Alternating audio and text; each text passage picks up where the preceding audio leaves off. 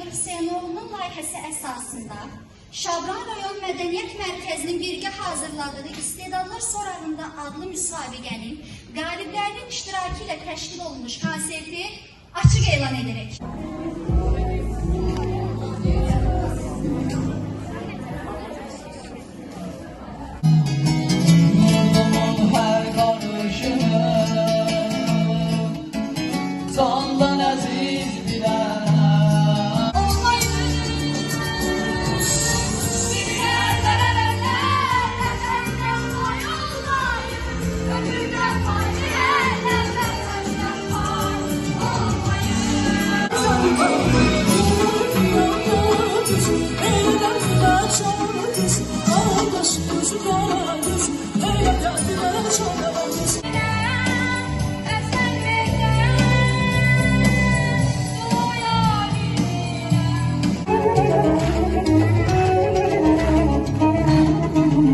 Eminim ki sevginiz hoşunuza geldi. Bütün istedadlar geldiğiniz bir anlamda.